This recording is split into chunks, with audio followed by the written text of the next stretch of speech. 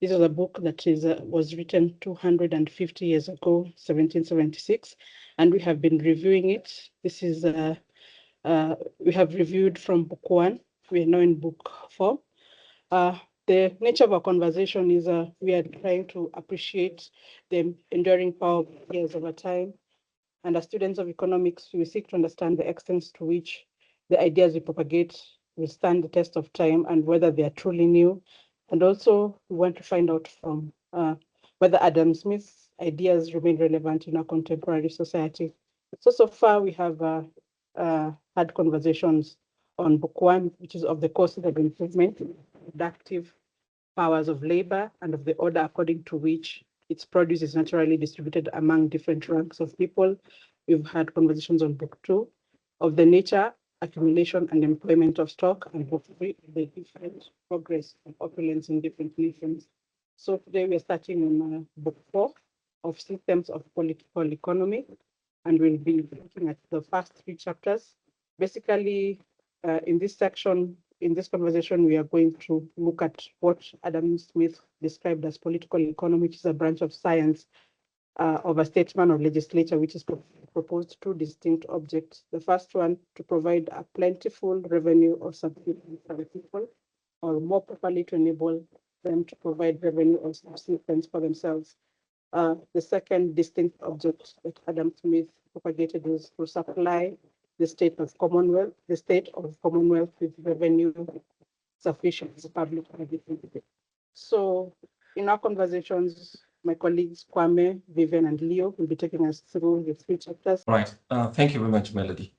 Yes, so again, we are discussing chapter 4, rather book 4, chapter 1 of book 4 of The Wealth of Nations. And I have to start with the fact that in this book, what Adam Smith was trying to explain is how nations acquire or move towards prosperity. And so in chapter 4, it's titled as of the principles of political or systems of political economy. And systems of political economy, as he defined it, it's a science. Of course, in those days, all disciplines that use a systematic method were called sciences, and it was much easier it wasn't a controversial thing. As Melody has said here, his definition of political sciences, or rather of political economy, not political science, of political economy, is the methods by which statesmen and people who make decisions, legal people or the sovereigns, make decisions of 2 kinds. 1, how to raise revenue for the state or the sovereign, as he called it, and 2, how to enrich their people, basically raising the revenue of their people. In other words, how to make households and farms prosperous and at the same time provide an opportunity for government to earn revenues through which the state can be earned. So that's basically it. Now, this chapter basically focuses on the systems of political economy, and therefore systems by which how government rules and how those affect economic outcomes or prosperity in general. So it's more like a law and economy nexus and the philosophy of how governments run. The philosophy upon which government is run. What does government allow to happen and how does government see how prosperity is created? So Adam Smith identifies the root of the mercantile system in a common linguistic and conceptual error, because that is the tendency of people to confuse money or to use money and wealth interchangeably. So for instance, if I say that person X is a rich person, it is often also true that person X also has a lot of money. And in many cases, when people say that someone has a lot of money, they mean that he's wealthy. And the reason for that is because, as Smith distinguishes, is he says that both money serves many purposes, but also it's an instrument of exchange and at the same time a measure of value.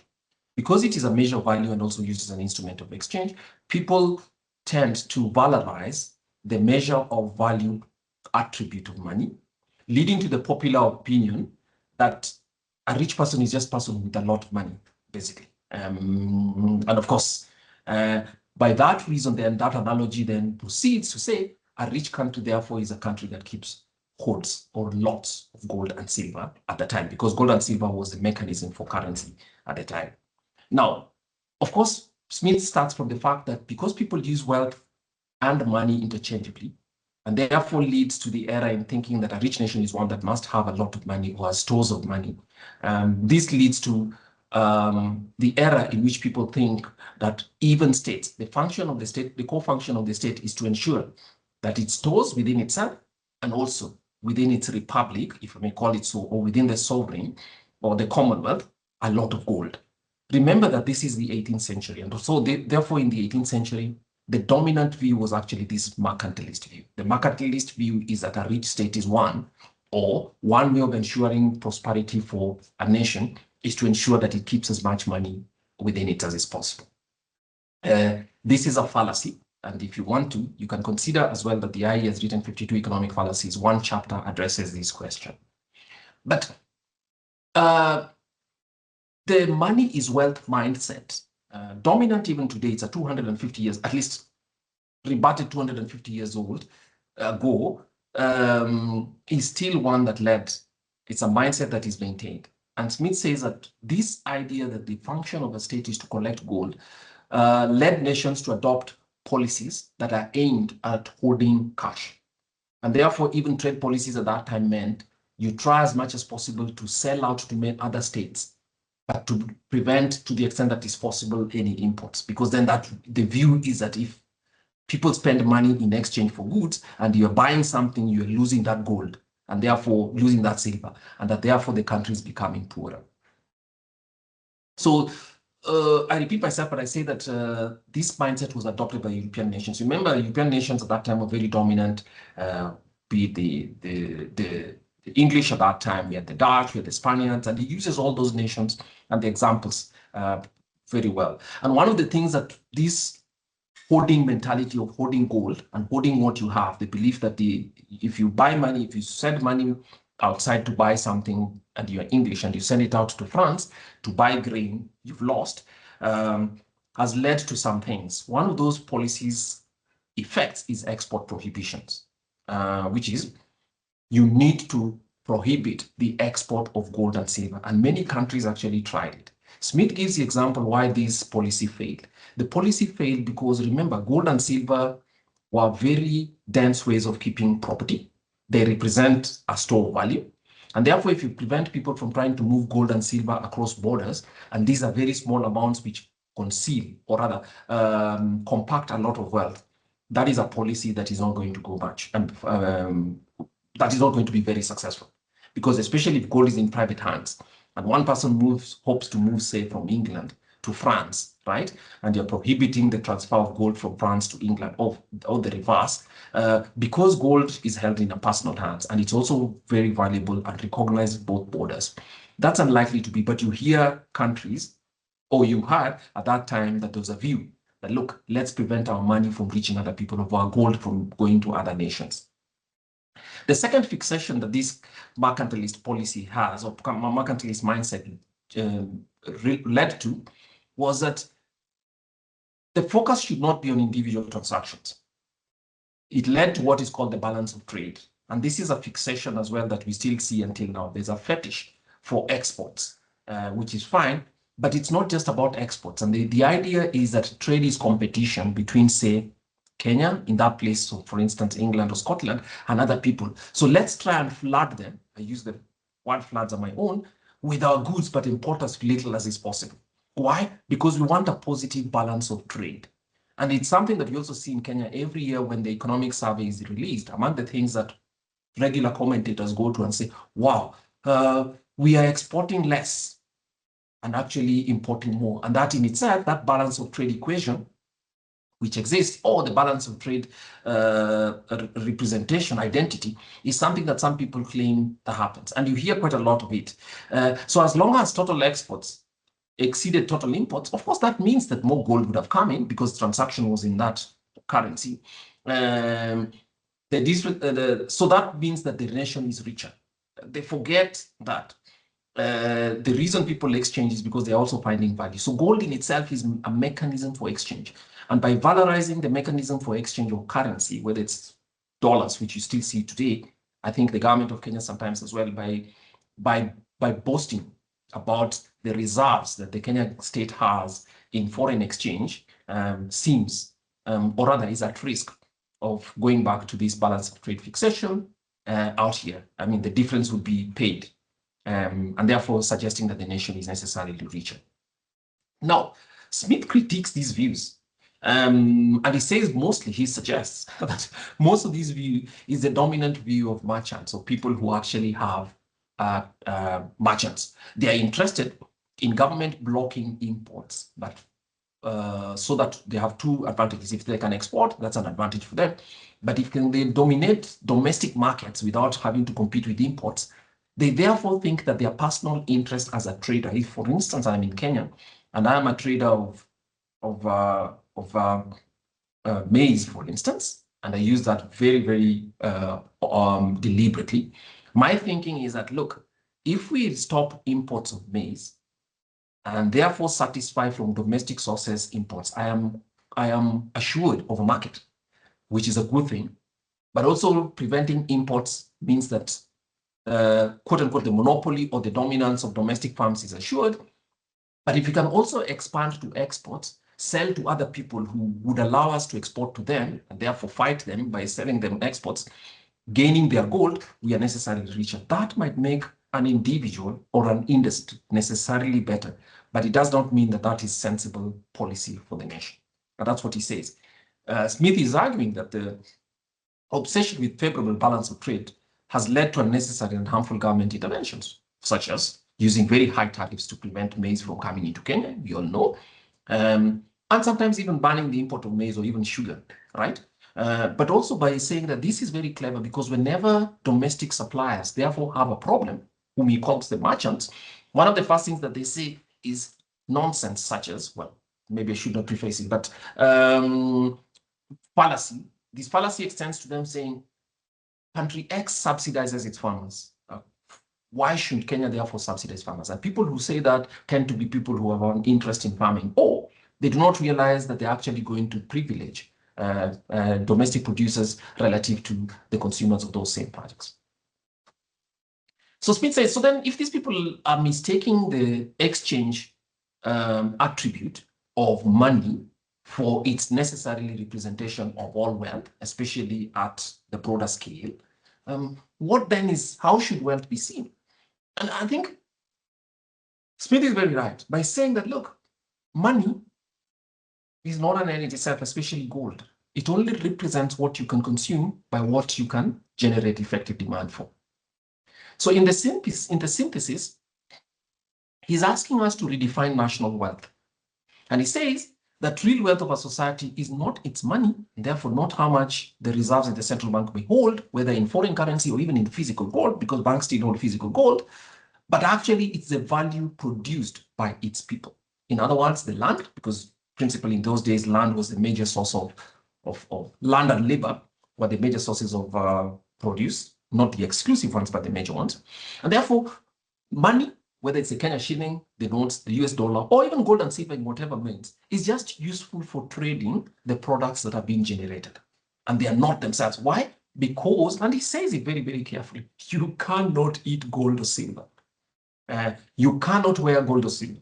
You cannot use it to build, shelter, a house, or to warm yourself. So then he uses, I remember in one chapter, in these chapters he goes back, he uses the analogy of a household and says that a family is not wealthy because they own a lot of cutlery or pots and cooking items.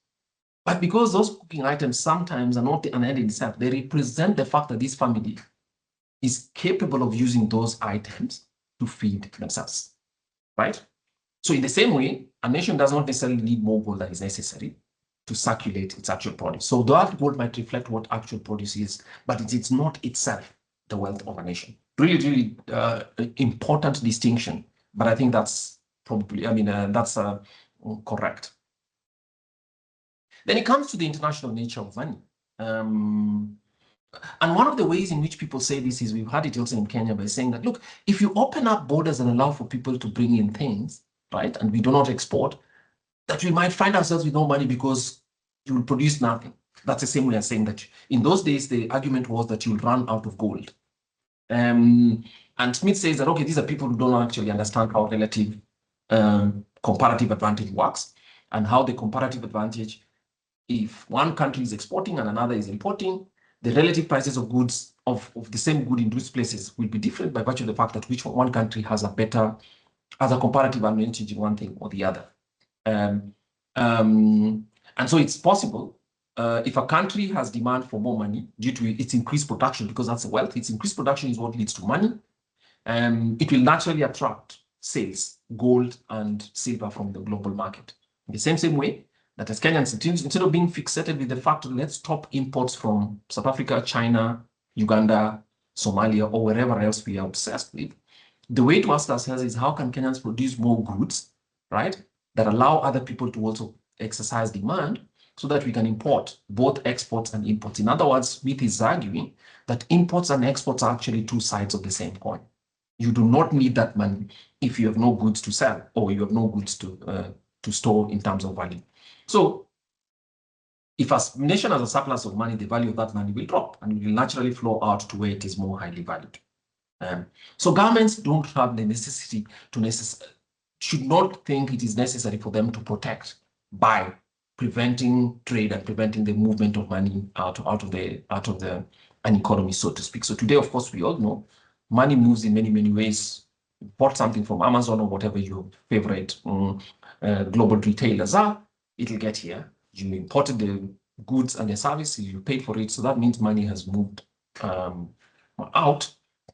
So the point is, we shouldn't have to get government telling us what to consume by trying to protect mainly the form of exchange and not necessarily the source of wealth itself. He's addressing the mercantilist argument. Remember, the mercantilist argument is one that obsessed with gold and especially physical stocks of precious metals and money. So it might be one that's obsessed with exports as an end in itself and not, rather, prohibiting imports. The belief in infant industry arguments and all that, which are some of the ways. And Smith talks about 6 methods in which mercantilists argue. 2 about either exporting a lot or prohibiting them, and another 4 mechanisms through which people argue, infant industry, and there are a couple of many others. So the mercantilist argument that a hoard of gold or money is necessary to fund foreign wars and maintain national security was a very familiar one. Now, today, it's not necessarily the most important argument, or one that you hear very often. But basically, at that time, because people thought of wealth as represented by money, and many people said, look, if we simply allow everything to be imported in England or that place in the 18th century, we'll run out of gold, and it is possible, therefore, that the sovereign, so here now he's talked about how much the sovereign or government will have, and it will not be able to fund any wars. And remember, this is the 18th century, so core function of most governments was actually to also fund wars. He argued that wars are not paid for by domestic gold reserves. He's getting us back to the fact, distinguish between wealth and money. So gold is not necessarily funded by, is not the way in which wars are funded, actually, but your produce. So your produce, the annual produce of a country, which is basically equivalent to, he was arguing for GDP, is what allows you. And you see it even today, for good or bad, countries that are able to sustain wars tend to be countries with greater produce in their country. I mean, to begin with. And then, now, of course, Smith is saying that they are wasting that money in all manner of things, but a nation with a strong manufacturing base and productive agriculture can export goods and purchase the supplies that they need, right? Including arms and the things that are needed for self-defense, even without a massive stockpile of the money itself. So in other words, saying the productivity of your people or the production capacity of a people or a nation is able to let them. Smith addresses the question about colonialism. And one of the ways in which colonialism is one, therefore, was justified as a mercantilist system, which is you go to the Americas or you go to a new continent, and the idea was we are going to take over that continent, so that piece of land, so that we can take their gold. And he gives the example about the Spanish people. Whenever they landed anywhere in Latin America, the first thing they'd ask the locals before they decide to conquer them is, do you guys have a lot of gold? Which was basically this obsession and fixation with gold. And many of times, Smith even mentions how they brought a lot of gold and silver from Peru, and that actually led to a crash in European and Spanish markets because they brought in a lot of silver, which created inflation. in that part of the world. But he's saying that one of the reasons or the justifications for colonialism was actually itself a mercantilist argument. There's been a debate globally now about whether certain countries are willing again or apologetic or trying to be to justify colonialism again. I hope that instead of the tropes and the diatribes that we've had globally, somebody would simply send them this chapter, telling them that it's actually a fool's choice, often because, as Smith says in one of those chapters, that most European countries, and especially speaking about the UK at that time, or England, actually gained more from exchange with the Americas, what is today the USA. Of course, at that time, it was a small number of colonies, than by actually trying to conquer them. Because one, you discover the possibility of exchange and the division of labor. Of course, the extent of the market is, the division of labor is determined by the extent of the market. So the division of labor in either sides created new demand, and that exchange created far more wealth than the countries that had insisted that they must be conquer other people for the purposes of extraction. Extraction is not very solid economic argument for building national wealth, as Smith seems to say. In fact, in his view, war is a way that actually diminishes the national treasure. So 4 things that I'll end up with: that the mercantile system, mercantilism, that view that we should, is built on false premise that gold or silver equals wealth. So that physical, right? I call in the King Midas fallacy, right? Midas, we all remember that guy who met, was it an angel, or was asked for a boon from a holy person, and he was asked, what can we do for you? And he says, look, allow me to always have gold for everything I touch. So that old Greek story tells us that, of course, the idea that wealth is represented in gold was the conflation of the exchange value of gold and its ability to actually be a source of wealth by itself. And that would be one of the things that would show that, yes, part of that, Smith suggested, is why some societies, even without money, could enjoy certain things, because their production is the basis upon which their wealth system would be developed. And that real wealth is the annual produce of land and labor. At that time, land and labor, but it's just basically the production capacity of a people is what represents the wealth of that nation, and not necessarily how much gold you have. Many people today do not have gold, and some countries in which people are still very poor have huge hoards of gold already. Is hoarding gold. And I think the significant one is that fixation with the balance of trade. And he says, look, international trade should be viewed as a mechanism to exchange surplus produce. Kenya has a lot of tea, for instance. Somebody in Germany wishes to buy that tea, you exchange it, get some cash, but nevertheless, that cash in itself is not the value, but it's representing value that somebody in Germany or Saudi Arabia or wherever has worked for, and giving us the opportunity to consume other services. So it's not the money itself, I think. And with paper money today, it's actually more illustrative of what this this fallacy is. Yes, so rather than competing to hoard metal, I think countries should compete to raise the productivity of the people. And government intervention that is intended to manage the balance of trade, that fixation in the balance of trade, I think distorts the market and hinders the development of, actually is self-defeating. And I know that's very difficult even in a country such as Kenya, where people look at it and say, oh no, Chinese imports into our country. I will end with this anecdote. I've had an embarrassing argument with somebody who works for a bank and as an economist, and met him at an airport, and I mean, we were strangers, and as soon as we meet, and he asks me, well, one of the things I think about Kenya is you're importing everything, including importing toothpicks. So in his view, government, so first, prefacing as an infant industry argument, which is basically government has a duty to protect infant industries, whatever that means. And then second one is that Kenyans will never grow if all Kenya does is import things such as toothpicks. Completely, and I remember one of the ways in which, of course, the argument ended in, we were a bit cross with each other. When I asked him if he's read Adam Smith, he says he'd read it, and I said, then you did not understand it. I will buy you a free copy. Now, that's not a polite way to end a conversation between peers, but nevertheless, I've always thought that one of the most obvious rules of economics is the benefits of comparative advantage, because it's self-evident that it actually delivers prosperity. But that's not to say that just because it's self-evident means that it's appreciated by people, even those who've been students of economics. So Adam Smith is still relevant today. Thank you.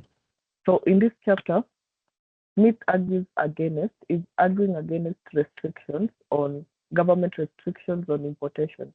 So these restrictions are in form of tariffs, bans, quotas, and also some protectionism, again, policies that are designed to shield local industries.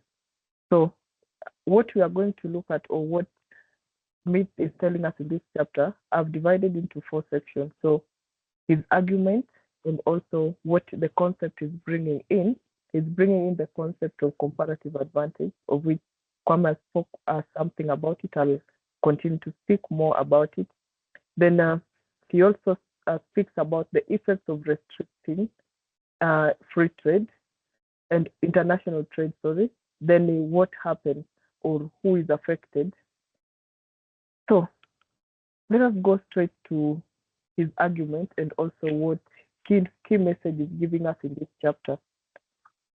So his argument is against government restriction. So just as we have seen in the previous chapter, the mercantilists believed in a trade surplus. So they believed in restricting importation but exporting as much as possible.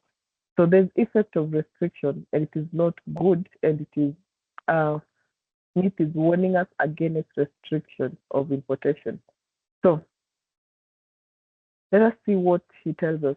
So he's giving us a concept. He's asking a question that is really important, and we can even ask ourselves here that why produce something domestically at a high cost when another country can produce the same thing more cheaply? Why don't you just allow free trade? And it starts by giving us the benefits of free trade. So free trade is important, and if there's free trade across borders and all that, even when it comes to, for example, gives example of Britain, of farmers in Britain. If free trade is allowed in that particular moment, what happens is that there are it won't affect competition, or it won't affect the local market. The reason is because maybe in the agricultural sector, for example, that is the example he gives in the agricultural sector. Remember, goods or agricultural goods like cattle, maybe farm produce, they are very bulky. So transportation costs will not allow much of the product from another country to come into Britain or into another country. So free trade will not have much effect on farmers in Britain if they allow maybe cattle from another country to come into their country.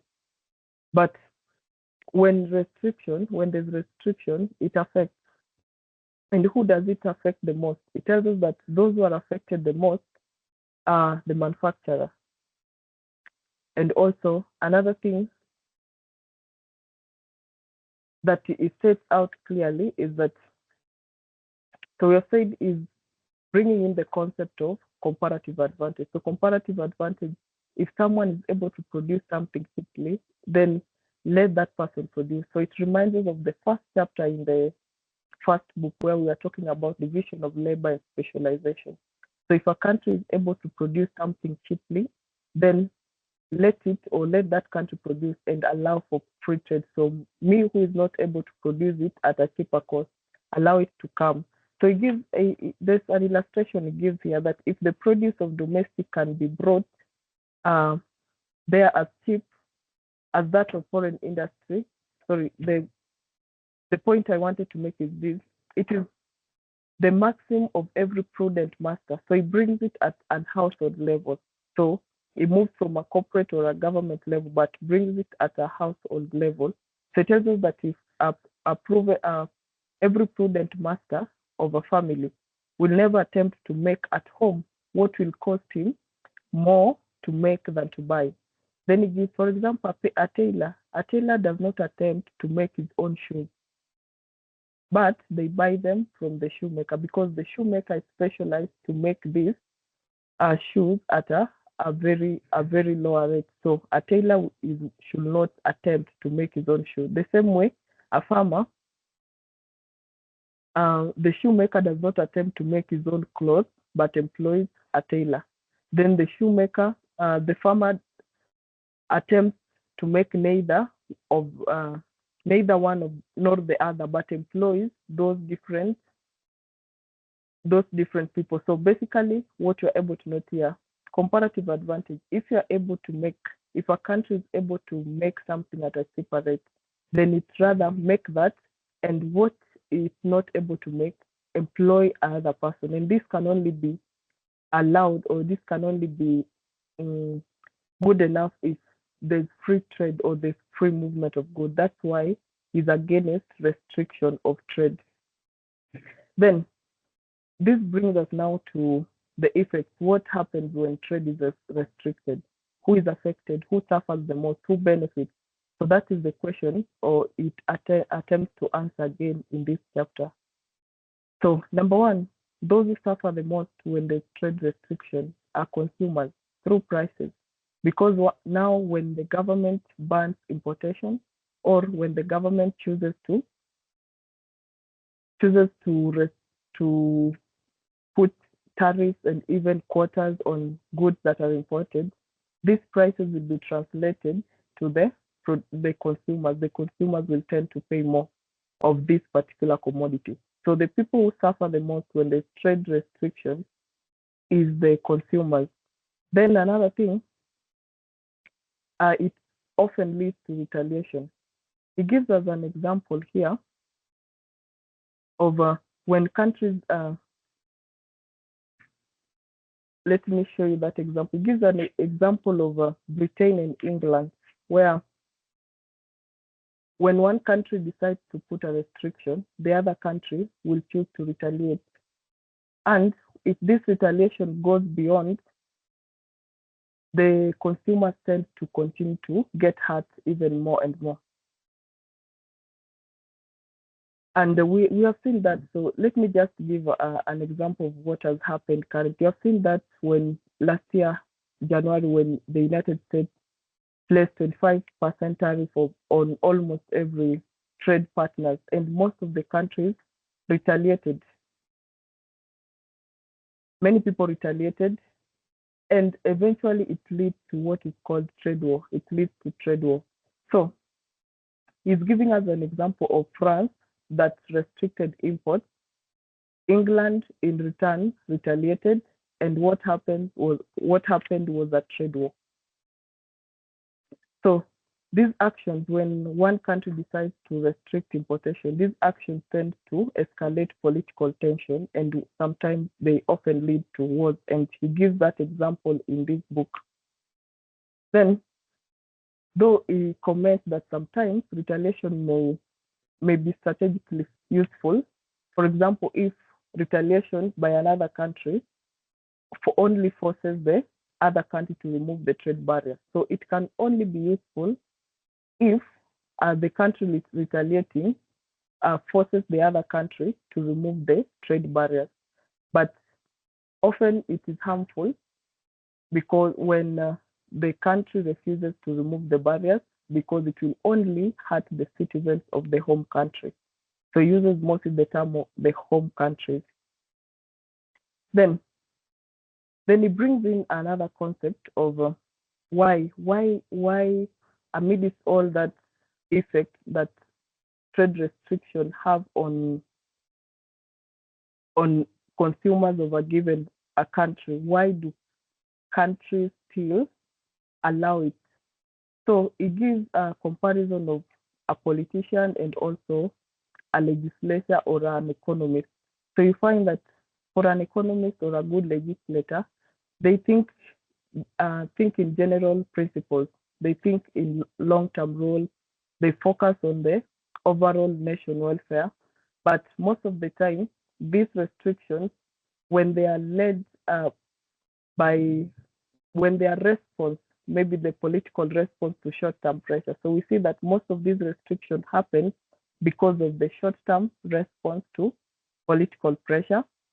So they are sometimes influenced by lobbying from America, from merchants and also manufacturers, and they are inconsistent. So it gives a clear distinction, and it criticizes that in as much as not all politicians or political decisions are bad, but some political decisions are driven by interest groups and short-term retaliation rather than the general economic logic.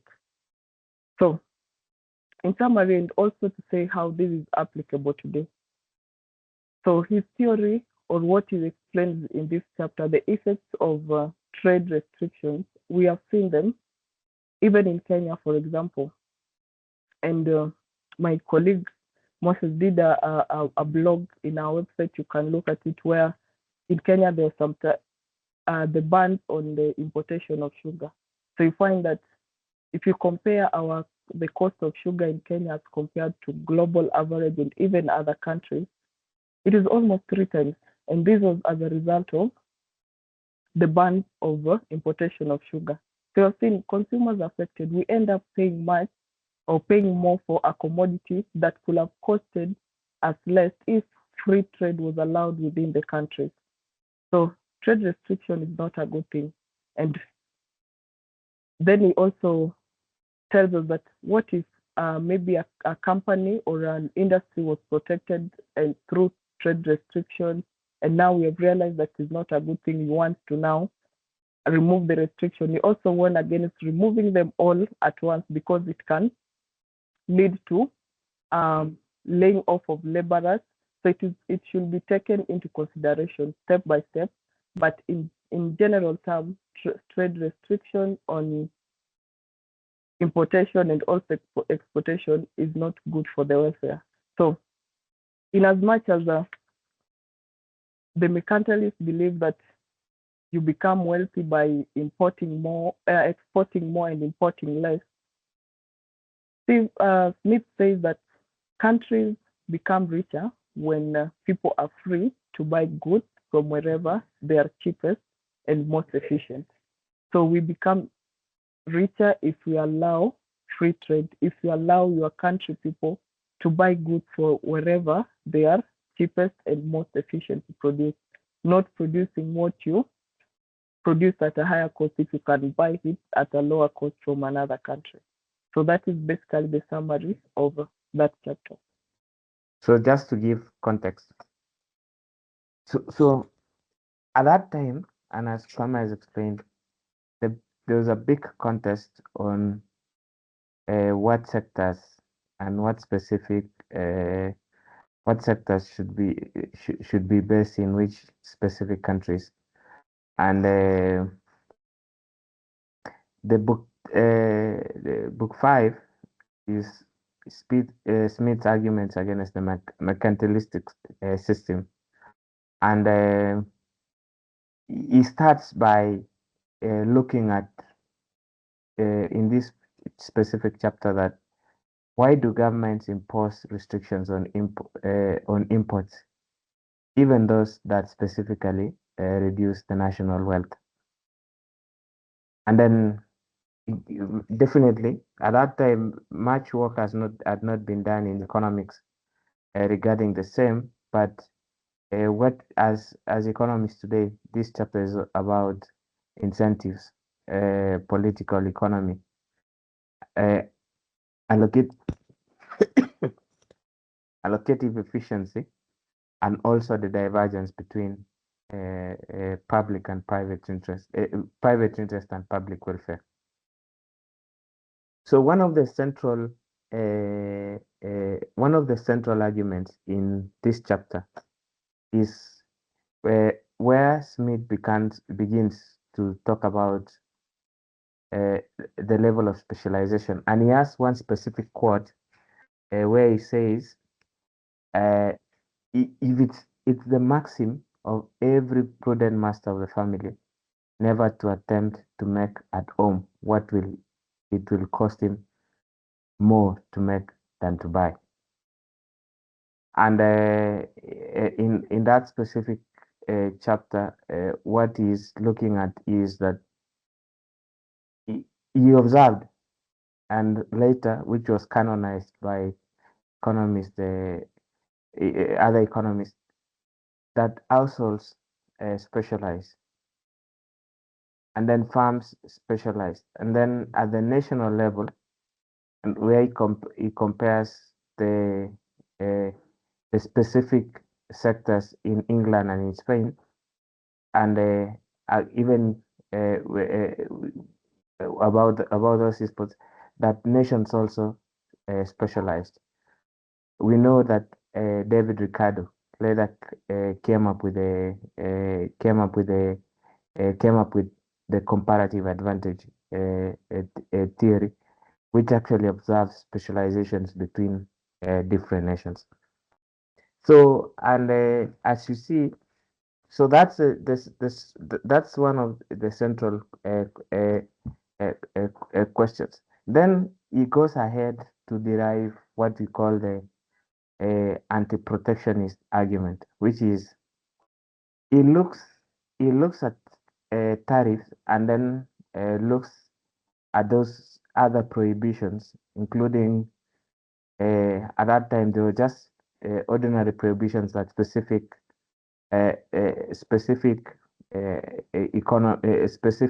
like ships could not dock in specific ports. Ships from different countries could not dock in specific ports.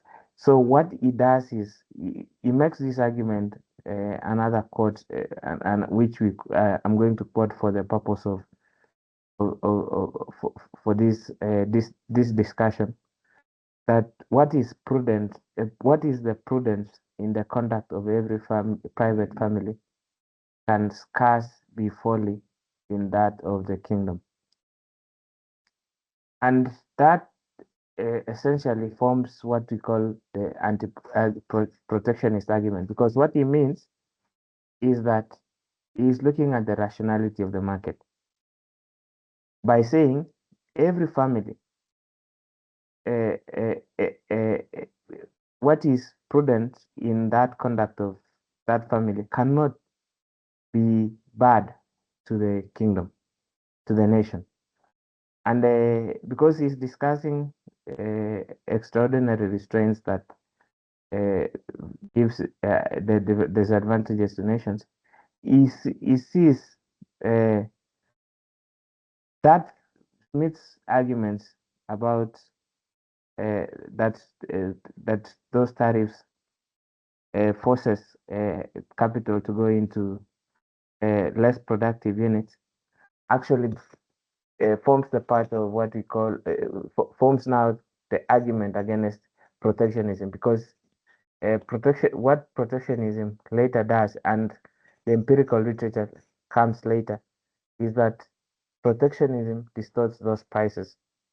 It raises consumer costs for family, and that's why he's making that argument that what is prudence of that for that family cannot go against that, similar to the nation, and it lowers national wealth, which later, when measurement tools came forward and the economy, people could measure the economy, that is the national income. So these arguments, the anti-protectionist arguments that Smith makes in this chapter of the book, later became modern economy concepts, like in this case, that prudence, showing that the prudence of the family can be bad to the nation. Later became the deadweight laws. Another concept is the question about the political economy.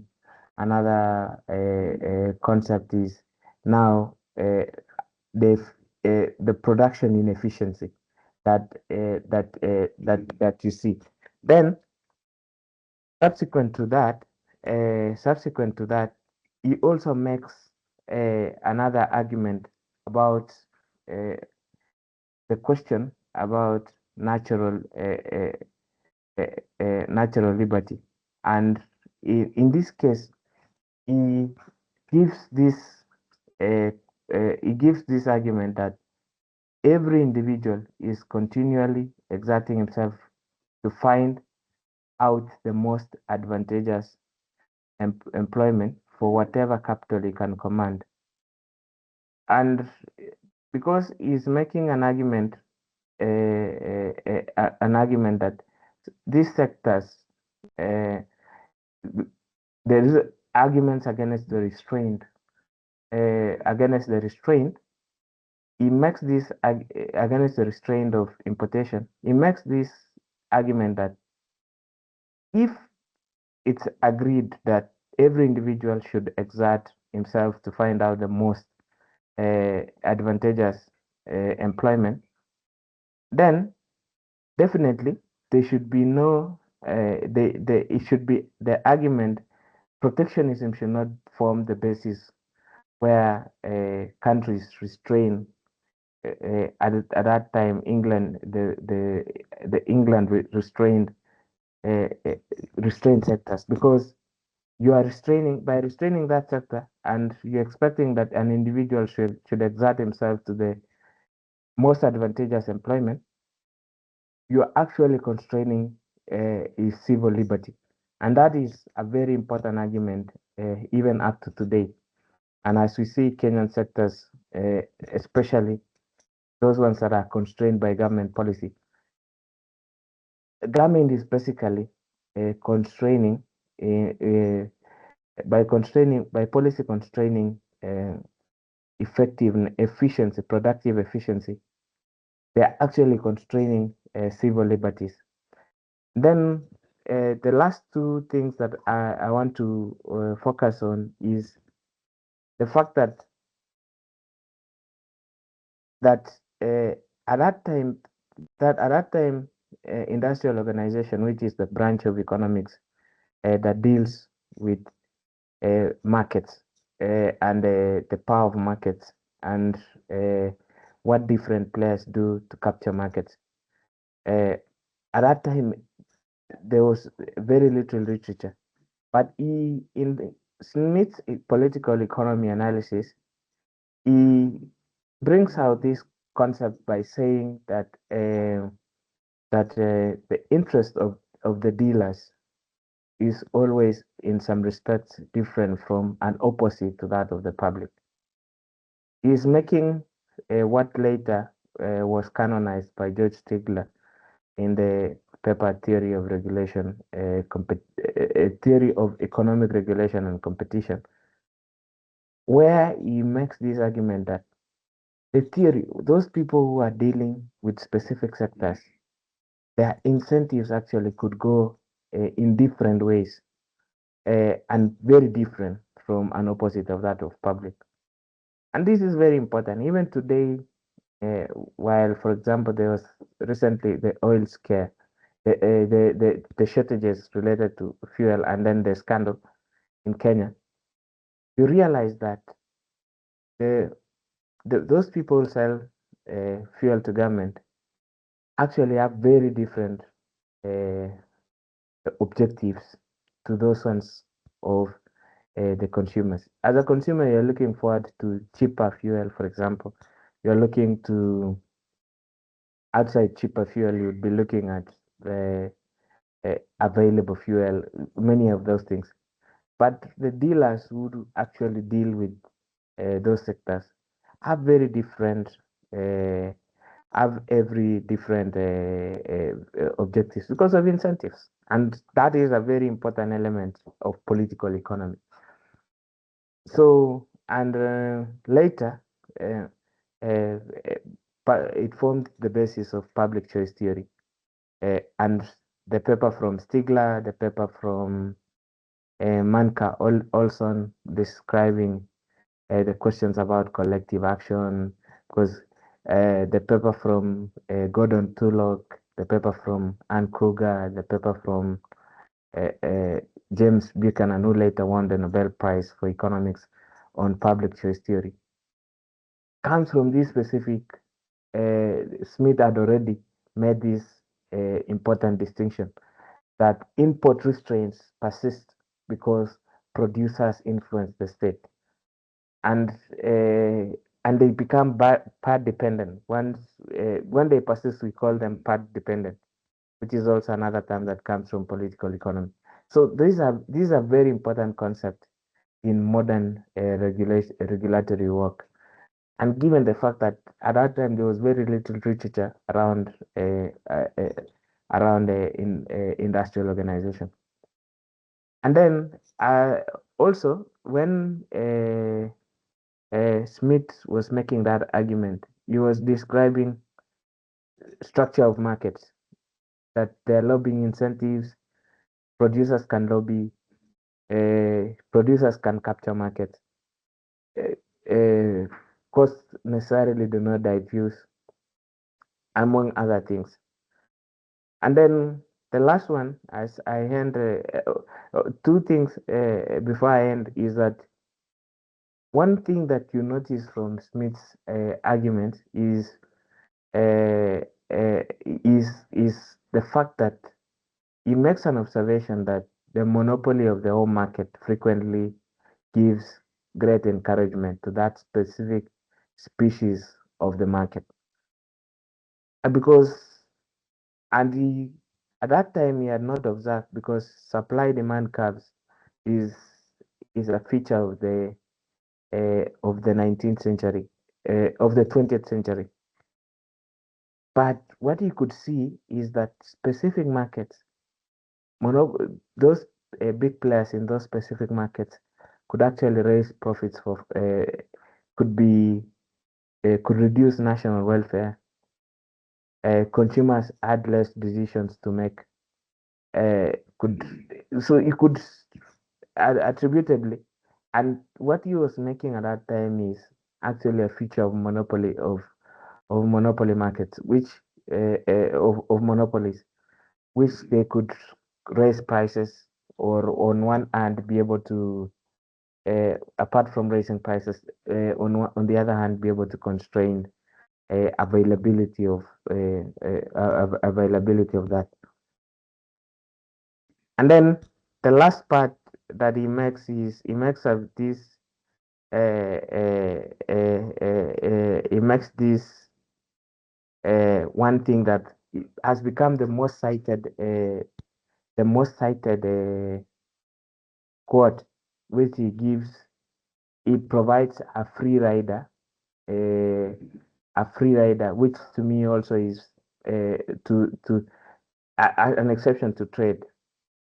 In his lifetime, navigation acts were very consequential, and he supported navigation acts because he thought that defense, which is more important than is of more important than opulence, and that is the most cited and the most applied policy perspective in the 20th and 21st century from Smith, because he supported the Navigation Act because he wanted the Britain to be strengthened militarily.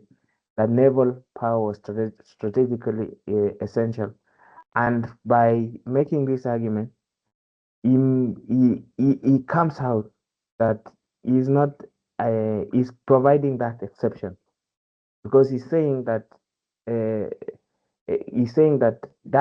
defense of Britain at that time was an important element, and the only way the defense of Britain could happen is that exception to national defense exception, national defense exception. And the national, and as Kwame explained in the earlier instances, those incomes, the incomes, actually, the economic growth, the GDP per capita, the incomes, the structure, and the effectiveness of production, what forms what we call the modern economy, is what the most important defense aspect, because it could allow any investments in national defense. But at that time, he had very strong assertions for the Navigation Act. So that national security rider is something that has been applied up to today. So you'd see what they call essential industries. So, for example, for the case of the UK, where Smith lived in his lifetime, it would be something like questions around energy, around semiconductors, chip manufacturing. It would be questions around issues related to food and many other things. So, and that is now part of what we call the modern industrial forms part of industrial policy. But in essence, as economists, especially those who understand how free markets work, the best defense investment is actually the best defense energy is a bigger economy, and that bigger economy that now gives room to be able to spend on many other things. So thank you so much. Thanks, Leo, for taking a review of chapter 3. So basically, from the 3 discussants we have, I can give 3 statements that summarizes chapter 1, chapter 2, and chapter 3. The first statement is from large stocks of gold or silver do not necessarily equate to a nation's wealth, rather than the productive capacity. The countries are wealthier. They are free to produce from wherever they can. They can produce. Sorry, countries are wealthier when they are free to buy goods from wherever they can be produced most cheaply, in line with the principle of comparative advantage. And the last statement I can give as a summary: import restrictions often persist because producers influence government policy in ways that create monopolistic market conditions, ultimately reducing a nation's welfare. And through those 3 statements, Adam Smith saying that a nation becomes wealthier when they are productive, when the people are helped to improve their productive capacity, and the people are free to buy from wherever goods are produced cheapest, and where there are no restrictions on imports. So let me start with you, Kwame. Do you think that the ideas that Adam Smith propagated are relevant in our current state of society? So I think the idea of, and here Smith performs a function that we in think tanks should remember. Part of what Smith was trying to do is to, I don't want to use the word attack, but to push back against economic fallacy. And the question of mercantilism feels very natural because it's like economic nationalism. You say, let's sell to other people, but prevent them from coming into our markets. And you see a lot of it here, including not just in manufacturers, because at that point we was talking about agricultural produce and manufacturing, but now we can even talk about music. So for instance, in Kenyan radio, you hear people say nonsense such as, we should listen to our own artists. Maybe I don't want to listen to them. So the idea that we should preserve and that we have a natural right to sell, or Kenyans have a natural right to sell what to buy whatever it is I'm selling, and using government power for it, it's still here, right? And so that's one. And secondly, we also see there are sectors in which people say you should not export avocados or macadamia nuts or this produce, you must sell them to a local person or sell to local people, because that helps to prevent, so that we're not sending our goods outside there. So that necessity of prohibiting things is as a mechanism of economic policy to prevent, right? Creating boundaries and preventing people from consuming what the stuff they prefer to consume is still here. So I think it's still a relevant lesson, because it's one of the clearest for me about how to resolve. And at that time, it was dominant policy. It was the way economies were run. It's also what justified even wars and conquest, right? The establishment of colonies was believed in the sense that we go out there, take their gold and bring it back to England, to to Holland, or whichever other country was there. So part of the big justification sitting here as Africans today for the colonialist project, right, was mostly an extraction impulse, which is mercantilist. You take what you keep your own markets, but you sell other things to other people. And I think it's one thing that also was very destructive. Whether people have learned about it or not is a different one. But yes, and that nativist view that mercantilism is still a good way for government to run things. How can we let foreigners just sell things to us? Is still very dominant. So I think that it makes this chapter still very relevant. This book still relevant. So Kwame, if you'll be in government, the first policy you will scrap off will be the Buy Kenya, Build Kenya. What do you think? Yes, well, Buy Kenya, well, I prefer that government doesn't, I prefer that government allows us to buy the stuff we need to buy, right? Government should not force us to buy, whether it's Kenyan sugar or Kenyan maize and stuff like that, or to listen to Kenyan music. Not all of it is wholesome or worth listening to be honest, especially if you're going to spend your money on it. Let people choose and find the best, because as they said, in the second chapter, that very rarely will you find somebody leave when they're working within themselves, buy goods more expensively than where they can find it. So regardless of where that is, yes. So I'd be a free trader, except of course you can keep a few things outside. Obviously, legal drugs, I don't know whether those should still be kept illegal, but arms. But everything but arms, governments should actually have a free trade policy. It will not make us poorer. Yeah. Thanks, Kwame. Vivian, do you think that chapter 2 is still relevant in our current society? Yes, thank you very much. It's still very, very relevant, and we have seen it. We have felt it. I believe all of us have been affected. We have paid more for something that costs less in another country because of trade restrictions. We are paying more for sugar as compared to other countries because of the bans that the country has. And when it comes even to retaliation, we have seen countries retaliating when there are bans or tariffs. Like I mentioned earlier, of maybe US, when there was tariffs and all that. So they placed a tariff of 20%. Some country went, like China, retaliated with even more than that, double, and the economies were affected. So these things are still applicable today.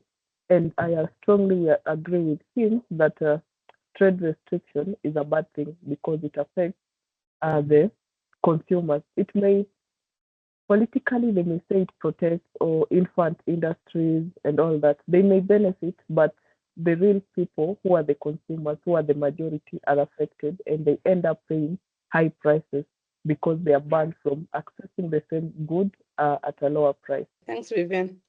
Kemboy, your thoughts on that?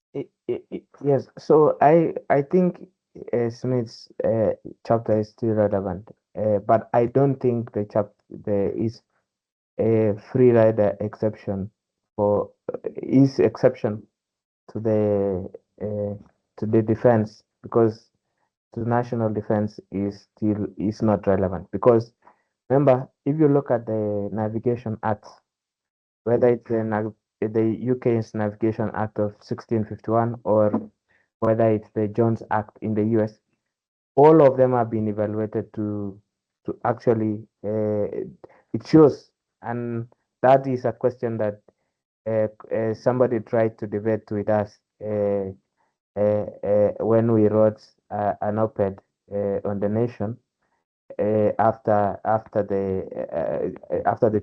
during the 2022 election, because that in itself, that only ships made in certain countries can dock. For example, if that rule was to be applied, like the case of Kenya, it means that there will be no ship docking in Kenya. So all the other things very relevant, and those restraints are Smith and was later developed. The economics of it was later developed, and it shows that it doesn't work. The only one, except the free rider that it gives for national defense, that one doesn't work, because I think he was observing the UK being a naval power at that time and all the other things. But if you are to apply that exception and say for example, ships that were built in each specific country should only dock, and that in itself is a contradiction. Yeah. Thanks everyone for your remarks.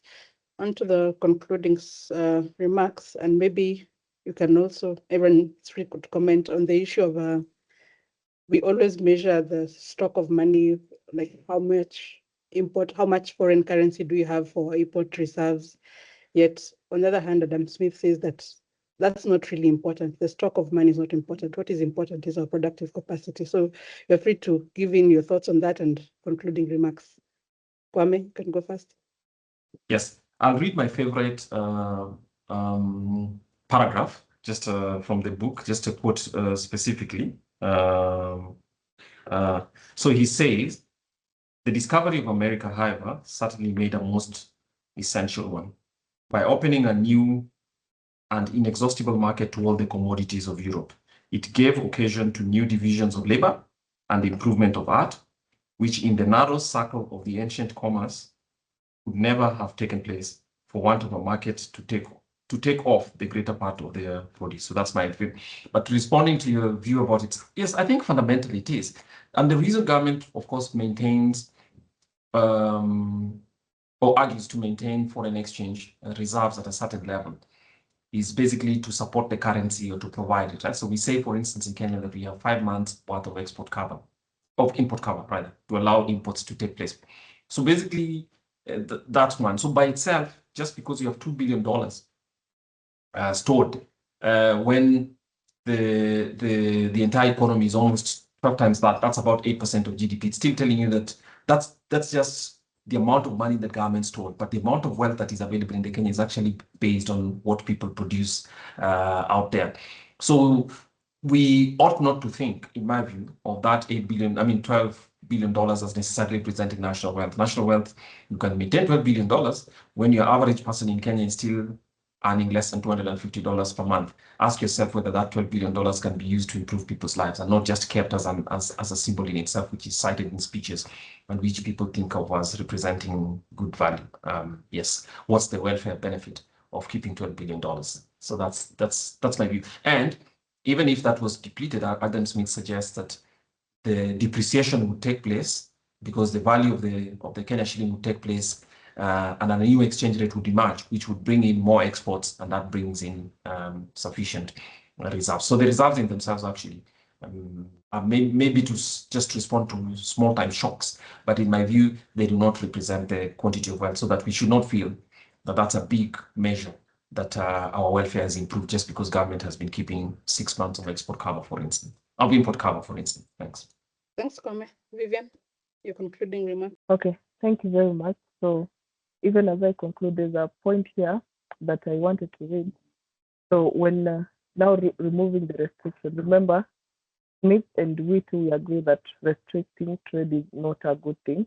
So, but where there was restriction and there was high duty and also prohibition, they should not be taken all at once because it will allow cheaper foreign goods of the same kind to be poured into the market as to deprive all at once many thousands of people of their ordinary employment and means of subsistence. So what Smith is telling us that when there is that high duties and high restriction, when removing that, the government should also be careful not to remove them all at once that allows the other country to pour in their goods, but it should be taken slowly and step by step and in a good measure. So now to conclude on that, so we are told that free trade is a good thing. It generally makes nations richer. When import restriction, often they tend to raise prices and also reduce inefficiency, because imagine you are told now we are not importing, you need to make everything. So people may not be efficient enough to make everything that they need or they demand as a country. So countries should therefore specialize on what they can produce best, then buy the rest. Then consumers will benefit when goods are cheaper and markets are more competitive. So that is the conclusion I have in that chapter. Thank you. Thanks, Vivian. Leo? So after Smith, if you look at just the political economy, because this is like a political economy of mercantilists, which he observed at that time, many things have come forward, including the fact that trade, lifting those restraints on trade, have actually lifting those restraints on trade is an important is is important for farms because they allow those farms to compete on a global basis. We have also learned and also seen the fact that global production production is now global and takes on a value chain approach, and that value chain is important. That value chain is important in who is the most productive uh, uh, who is the most productive player, and that's why you see the